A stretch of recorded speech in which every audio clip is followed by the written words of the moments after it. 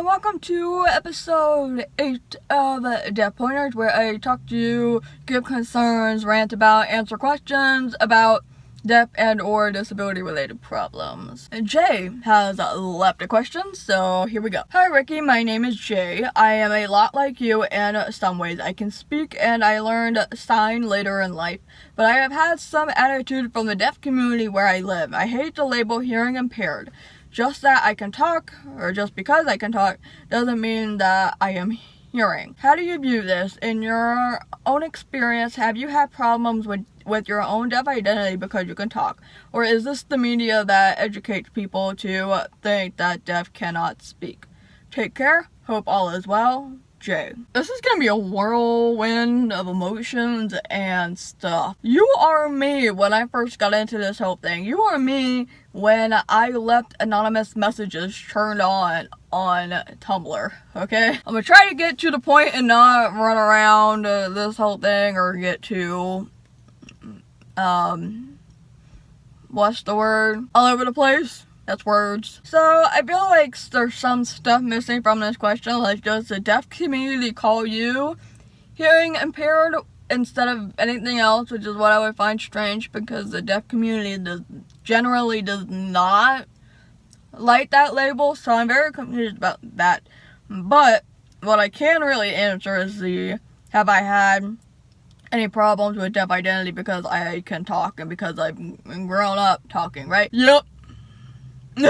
Listen or read because I can make deaf ear jokes all day. But anyways, when I had anonymous messages turned on Tumblr, right, I would every once in a while I would get a message, a few messages, sometimes a swarm of messages. That was more rare.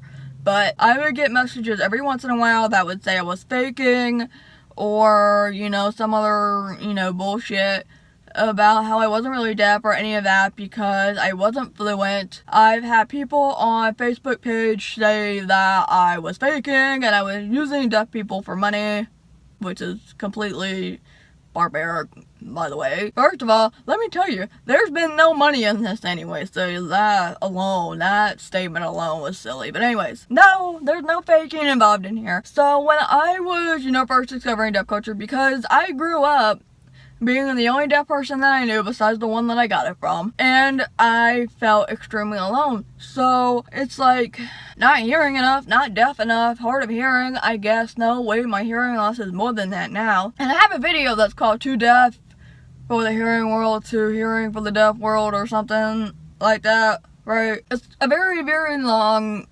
battle. So yeah, there are moments within, in the last 3-something years when I've struggled with myself, like, in the middle of learning ASL, when I get these kinds of comments, I would shut down and I would be like, okay, well, you know what? Fine, I'm not going to get involved in this anymore. I'm not going to learn ASL anymore. I'm not going to get involved in this community anymore because if you want to make me feel like shit about it, then what's the point in continuing this I guess you're right, you win, I'm not deaf, right?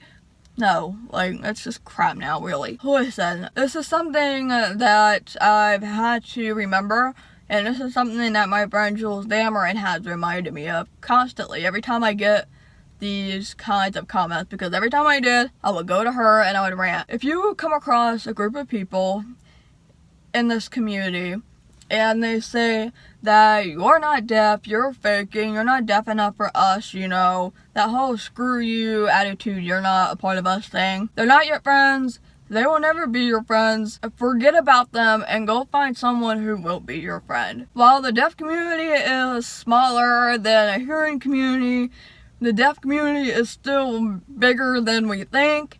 And if that makes any sense, and you will find somebody who will, accept you. They will accept you for who you are. Just like my old friends have accepted me for who I was, my residual hearing, my clumsy signing, and all. However, to answer another question, yeah, the media has, not just the media, but even science has, taught hearing people that deaf people can't really speak, not all of us, but generally.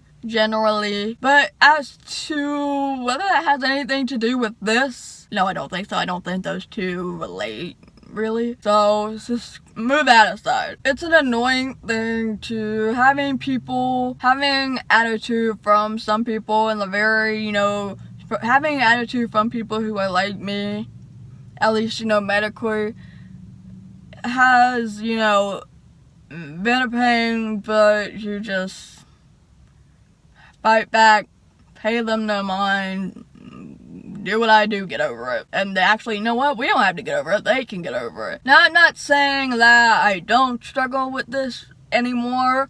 There are, every once in a while, there are those little moments when it's like in the back of my brain, it's like, oh, shoot. Oh, no. And then I feel like very not confident in myself, and I don't accept it. I don't accept myself, but just... that's when it's time to remind yourself that there are very good friends out there and future friends that do and will accept you for who you are, which will also help you learn to accept yourself. But first and foremost, you got to love yourself before you can love anybody else and before they can love you. Or no, I guess people love me before I accepted myself, right? I don't know, but yeah. So hopefully that gives you a little bit of perspective. If you got anything that you want me to talk about in a video, you can email deafpoynters@gmail.com. Also, don't forget to visit deafpoynters.com, where there are articles that you can read, and rikkipoynter.com, which is my public speaking professional resume website kind of thing. If you want to follow me down on my social media, links to that will be down below. If you want to help support my content, you can do so by being a monthly patron, or you can leave tips on Coffee. Both links will be down below. I upload every Monday, Thursday, and pointers on Saturdays, and I will see you later.